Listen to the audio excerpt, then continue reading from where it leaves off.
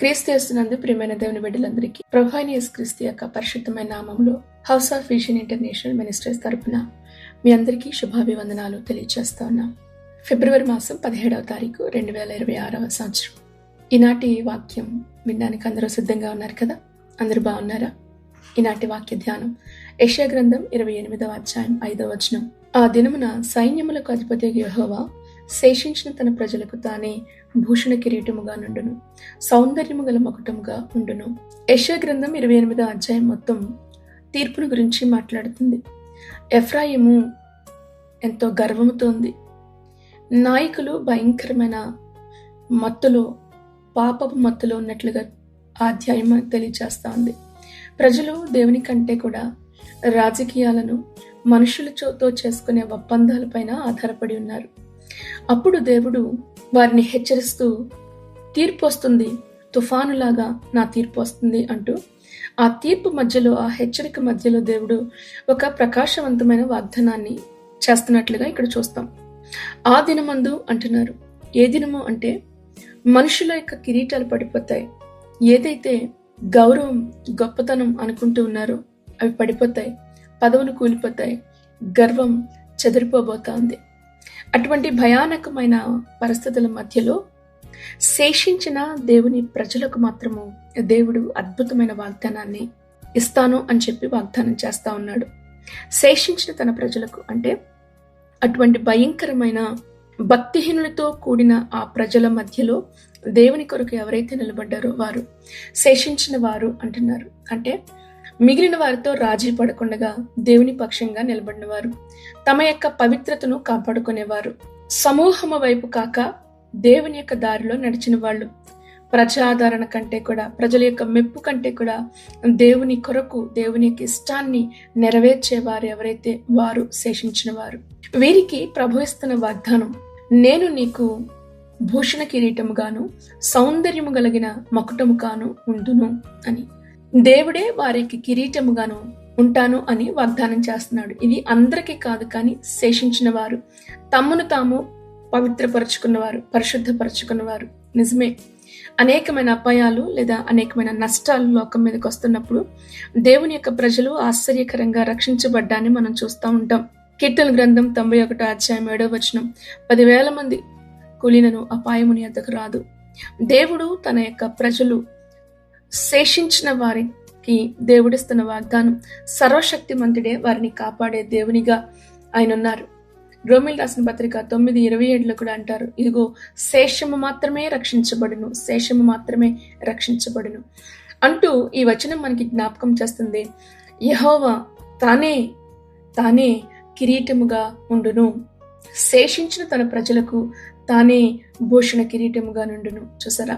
28వ అధ్యాయం యెషయా గ్రంథం 16వ వచనంలో, సియోనులో పునాదిగా రాతిని వేసిన వాడను నేనే, అది పరిశోధింపబడిన రాయి, అమూల్యమైన తలరాయి, బహు స్థిరమైన పునాది అయిన మూలరాయి అయి ఉన్నది, విశ్వసించువాడు కలవరపడడు అంటున్నారు. అవును, అది యేసుక్రీస్తు ప్రభువే. ప్రభువు యెహోవా ఇలాగ సెలవిస్తున్నాడు అంటూ 28:5లో, ఆయనే వారికి కిరీటము. యేసుక్రీస్తు ప్రభు మన యొక్క నీతి, యేసుక్రీస్తు ప్రభు మన యొక్క మహిమ, యేసుక్రీస్తు ప్రభు మన యొక్క గర్వం. మనం ఈ రోజున అతిశయించడానికి కారణం ఆయనే. మన యొక్క గౌరవము యేసుక్రీస్తు ప్రభువే. ముళ్ళ కిరీటము ధరించిన యేసుక్రీస్తు ప్రభు మనకి మహిమ కిరీటము అయ్యారు. అవమానాన్ని ధరించాడు మనకు మహిమను ఇవ్వడానికి. కిరీటం అంటే మనకి జ్ఞాపకం చేసేది గౌరవం, అధికారం లేదా గుర్తింపు, విజయం.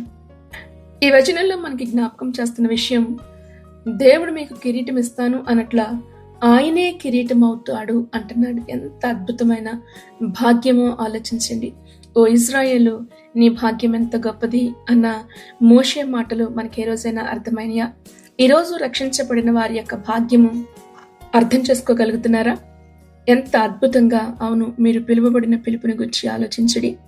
ఆయనే మహిమ కిరీటముగా, భూషణ కిరీటముగా, మకుటముగా ఉంటాను అంటున్నాడు.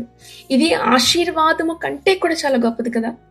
ఈ లోక సంపదల కంటే కూడా చాలా గొప్పది కదా. దేవుని యొక్క సన్నిధిని కలిగి ఉండడం, దేవుని సన్నిధిలో నిలిచి ఉండడం, దేవుడు మనకి మహిమగా మారడం అనేది ఎంత అద్భుతమైన జీవితం ఆలోచించండి. మరి ఇటువంటి గొప్ప మహిమను మనం ఎలా పొందుకోగలుగుతాం? శేషించిన వారు, మిగిలిన వారు పాపం చేస్తున్నప్పుడు, మిగిలిన వారు అవిధేయులుగా ఉన్నప్పుడు వారితో కలిసిపోకుండా, వారితో ఏకీభవించకుండా తమ్మును తాము ప్రత్యేకించుకున్న వారు. ఉదాహరణకు దానియేలు. బబులోను సామ్రాజ్యంలో ఇంకా చాలా మంది బబులోనీలే కాదు, ఇజ్రాయేలీలు కూడా ఉండుండొచ్చు. కానీ వారందరితో కూడా రాజీ పడలేదు దానియేలు. కేవలము దేవుని కొరకు నిలబడ్డానికి ఇష్టపడ్డాడు, దేవుని పక్షంగా నిలబడ్డానికి ఇష్టపడ్డాడు. అందుకే 12 అధ్యాయం 3 దానియేలు గ్రంథంలో మనకి పదే పదే జ్ఞాపకం చేసేది, బుద్ధిమంతులైతే ఆకాశ మండలంలోని జ్యోతులను పోలిన వారే ప్రకాశించెదరు. ఈ రోజున సింహాల మధ్యలో కూడా దానియేలు మరి అద్భుతమైన రీతిలో క్షేమముగా నిలబడ్డాడంటే ఆలోచించండి. అంటే సింహాలు ఆయన యొక్క మహిమను పోగొట్టలేకపోయాయి. ఎందుకంటే దానియేలుకి మహిమ కిరీటంగా నిలబడింది దేవుడే కనుక. మీ చుట్టూ చాలా సింహాలు గుమికూడిన పరిస్థితులు మీరు ఎదుర్కొంటున్నారేమో ఈ రోజున. అయితే శేషించిన వారి యొక్క పక్షంగా నీవు ఉంటే, దేవుని పక్షంగా నీవు ఉంటే, నీతి కొరకు నువ్వు నిలబడినట్లయితే కనుక ఆ సింహాలు మిమ్మల్ని ఏమి చేయలేవు. ఆ సింహాలు మీ యొక్క మహిమను దొంగిలించలేవు. మరొక ఉదాహరణ, 3 యవనస్తులు వారిని అగ్నిలో వేసేసినప్పుడు వారి యొక్క తల వెంట్రుకలు కూడా కాలిపోలేదంట, వారికి అగ్నివాసన కూడా రాలేదంట. ఎంత అద్భుతం చూసారా! అది వారి యొక్క విశ్వాసాన్ని ఆ అగ్ని ఇంకా ప్రకాశించేలాగా మార్చింది తప్ప వారికి ఎటువంటి హాని కూడా చేయలేకపోయింది. అగ్ని మధ్యన ఉన్నారా? శేషించిన వారు మిగిలిన వారితో, లోకస్తులతో నశించిపోరు. అనేకమైన ఆపదలు కలిగిన వారు నిలబడతారు. అగ్ని మధ్యన వారు ప్రకాశిస్తారు. అపోస్తలుడైన పౌలు ఎన్నో బాధలు అంటాడు, ఎటు పోయినను మేము ఇరికించబడుతున్నాం అంటాడు. ఆయన లోపల అనేకమైన భయాలు. నిజమే, చాలాసార్లు కొట్టారు, జైల్లో పెట్టేశారు, ప్రజల చేత తిరస్కరించబడ్డాడు అపోస్తలుడైన పౌలు. కానీ ఆయన చెప్పాడు, నా కొరకు నీతి కిరీటం సిద్ధపరచబడింది. చూసారా, ఈ నీతి కిరీటం భూమి మనకివ్వదు, మనుషులు మనకివ్వరు, ప్రభు మన కొరకు సిద్ధపరిచేది. ఈ రోజున చాలా మంది మంచి వాళ్ళం అనిపించుకోవడానికి ఎన్నో ప్రయత్నాలు చేస్తారు. మనుషులు మనల్ని వెంబడించాలి, మనుషులు మనల్ని మర్చిపోకూడదు, మనల్ని గుర్తించాలి, మనుషులలో మనం గుర్తించబడాలి అని ఎన్నో ప్రయత్నాలు చేస్తూ ఉంటారు. ఫేమ్ కావాలి, ఫాలోవర్స్ కావాలి, పేరు కావాలి. కానీ దేవుడు చెప్తున్నాడు, పవిత్రతే నీ కిరీటం, నిజాయితీయే నీ యొక్క మహిమగా నిలబడాలి. నీవు చూపించే దేవుని పట్ల నువ్వు చూపించే ఆ విశ్వాసమే నీకు అందమైన సౌందర్యము కలిగిన మకుటముగా మార్చబడాలి. అంటే రాజీ పడిపోమాక, నీ చుట్టూ ఉన్న వాళ్ళతో రాజీ పడిపోవద్దు. శేషించిన వానిగా నిలబడగలుగుతారా? జనసమూహాలతో పోవడం సులువు, కానీ శేషంలో నిలబడడం చాలా కష్టం. కానీ అదే నీ జీవితానికి గౌరవాన్ని తెస్తుంది. ఒంటరిగా నిలబడవలసి వచ్చినా భయపడొద్దు, ధైర్యంగా ఉండండి. ఒంటరి వారికి దేవుడు ఎప్పుడు తోడే ఉంటాడు. సౌందర్యము కలిగిన మకుటం అని ఈ వచనం మనకి జ్ఞాపకం చేస్తుంది. అంటే సుందరమైన కిరీటం ఈ బాధల మధ్యలో కాదు, ఆ బాధల్ని జయించిన తర్వాత మనకి అనుగ్రహించబడేది. క్రౌన్ లేదా హిబ్రూ భాషలో అతారా అంటే రాజ్య అధికారానికి సూచన, గౌరవానికి ఒక గుర్తింపు, దేవుడు ఇచ్చే గుర్తింపు. ఇది కేవలం బంగారు కిరీటం కాదు, దేవుడే మనకు కిరీటంగా ఆయన ఉంటాను, ఆయన మన యొక్క తలల పైన, మన పైన ఆయన ప్రకాశిస్తాను, తన మహిమతో మనల్ని నింపుతానంటున్నాడు. కీర్తనల గ్రంథం 30 అధ్యాయం 5 ఆయన కోపము నిమిషం మాత్రమే ఉండును, కానీ ఆయన దయ ఆయుష్కాలం అంతే కూడా నిలుస్తుంది కదా. కొంచెం కాలమే మనకి శ్రమ, ఆ శ్రమను చూసి అధైర్యపడొద్దు. మిగిలిన వారితో, లోకంతో ఏకీభవించొద్దు. కాంప్రమైజ్ అయిపోవద్దు. భక్తిలో ప్రత్యేకించబడి బ్రతకడానికి ప్రయత్నం చేయండి. సాయంకాలం ఏడుపు వచ్చింది, రాత్రి అంతా ఉంది, కానీ ఉదయం సంతోషం కలిగింది అంటున్నాడు కీర్తనకారుడు. తప్పకుండా మన జీవితాల్లో దేవుడు అద్భుతమైన కృప, తన యొక్క మహిమతో దేవుడు మనల్ని అలంకరించే దేవుడై ఉన్నారు. ఈ వాక్యం వింటున్న మీలో చాలా మంది, అయ్యో నాకున్న పేరు పోయిందే, నా గుర్తింపు పోయిందే, లేదా అవమానాన్ని అనుభవిస్తున్నాను, ఒంటరిగా నిలబడాల్సి వచ్చింది అనుకుంటున్నారా? అయితే వినండి, ఆ దినమందు అంటున్నాడు దేవుడు, ఆ దినం వస్తుంది, ఒక దినం రాబోతా ఉంది. నీకున్న మంచి పేరు చెరిగిపోయింది, నీకున్న గుర్తింపుకు పోయింది. అయితే దేవుడే నీ మహిమగా ఆయన నిలబడబోతా ఉన్నాడు. ఆయన మీ తలలను ఎత్తబోతా ఉన్నాడు.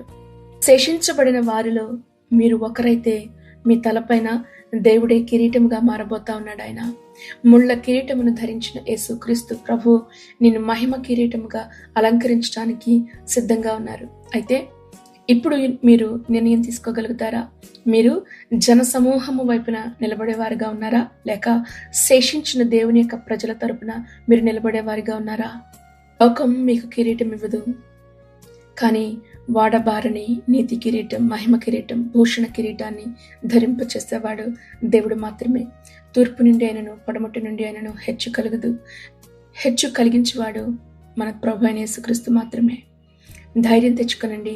ఇదిగో ఆ దినమందు అంటున్నాడు ఆయన, అందరూ దేవుని విడిచిపెట్టి వెళ్ళిపోయినా నీ ఒక్కరు ప్రభు కోసం నిలబడగలుగుతారా? అయితే అటువంటి వారికి ప్రభు వాగ్దానం చేస్తున్న వాగ్దానం, ఆయనే మీకు భూషణ కిరీటముగా, సౌందర్యము కలిగిన మకుటముగా ఆయన మీకు ఉండబోతా ఉన్నారు మీ జీవితాల్లో. ఈ యొక్క వాక్యం ద్వారా మిమ్మల్ని ప్రభు దీవించి ఆశీర్వదించునుగాక. ప్రార్థన చేసుకుందాం, తలలు వంచుదాం. మహాపరిశుద్ధుడైన తండ్రి, మీ పరిశుద్ధమైన నామమును బట్టి మీకు వందనాలు. ఈనాటి వాక్యం ద్వారా మీరు మాతో మాట్లాడినందుకు నీకు స్తోత్రాలు. అవును ప్రభా, గర్వము నీకు అసహ్యకరమైనది, ఇశ్రాయేలునకున్న గర్వం నాకు అసహ్యం అంటున్నావు. మాలో ఎవ్వరూ కూడా గర్విష్ఠులు కాకున్నట్లు దేవా, లోకస్తులు వెళ్తున్న మార్గం వైపు కాక నీ కొరకు శేషించబడిన ప్రజల వైపున మేము నిలబడటానికి మీరు మాకు సహాయం చేయమని అడుగుతూ ఉన్నాము ప్రభా. శేషించిన వారికి మాత్రమే, శ్రమల్లో నిలబడిన వారికి మాత్రమే, విశ్వాసపు పరీక్ష జరుగుతున్నప్పుడు ఆ పరీక్షలో నిలబడినప్పుడు మాత్రమే ప్రభా నైనా నీ పక్షముగా నిలబడిన వారికి నీవు వాగ్దానము చేసిన ఈ భూషణ కిరీటము, సౌందర్యము కలిగిన మకుటముగా నీవే మారబోతున్నందుకు నీకు స్తోత్రాలు ప్రభా. ఈ సమయమందు నీ బిడ్డలు కారుస్తున్న కన్నీరు, పొందుతున్న అవమానము, అయా చెడిపోయిన పేరుని ప్రభా తిరిగి గౌరవంగా నువ్వు మార్చబోతున్నందుకు నీకు స్తోత్రాలు చెల్లించుకుంటూ ఈ దిన వాక్యం వింటున్న ప్రతి ఒక్కొక్క పైన నీ హస్తం నుంచండి, ధైర్యపరచు, బలపరచమని అడుగుతూ మరొకసారి నేను ఇదిగో మరి ఋతువులు మారుతూ ఉండగా నీ బిడ్డలకి మంచి ఆరోగ్యాన్ని, బలమును, శక్తితో మీరు నింపండి. బలహీనులైన వారిని మీరు దర్శించండి. ప్రతి విధమైన ప్రభా ఇదిగో బాధించబడుతున్న వారిని మీరు జ్ఞాపకం చేసుకునండి అయ్యా. అణచివేయబడుతున్న వారి పక్షముగా మీరు నిలబడమని అడుగుతున్నాం అయ్యా. నిశ్చయముగా నువ్వు నమ్మకమైన దేవుడు, నీ యందు విశ్వాసం ఉంచిన వారిని నువ్వు విడిచిపెట్టు దేవుడవు కాదు గనుక అద్భుతాలని బిడ్డల జీవితాల్లో జరిగించండి. నీ కృపా హస్తాలకు దేవా శేషముగా మిగిలి ఉండే కృపను నీ బిడ్డలకి ఇమ్మని, వారి కుటుంబాలను దీవించండి. ఎగ్జామ్స్ రాస్తున్న బిడ్డల పైన మీ హస్తం ఉంచండి. ప్రయాణాలు చేస్తున్న వారందరి చుట్టూ కూడా నీ కంచి వేసి క్షేమకరమైన ప్రయాణాన్ని దయచేసి ఈ దినం ప్రభా వీరు చేస్తున్న ప్రతి ప్రయత్నాలు, పనులు, ఉద్యోగాలు మీరే తోడేండి నడిపించమని మా ప్రభు ప్రియరక్షకుడైన యేసుక్రీస్తు పరిశుద్ధ నామములో ప్రార్థించి వేడుకొని దీవిస్తున్నాము తండ్రి. ఆమేన్, ఆమేన్. ప్రభు అయిన యేసుక్రీస్తు కృప మీ అందరికీ తోడై ఉండి నడిపించునుగాక. Amen. Thank you. God bless you all.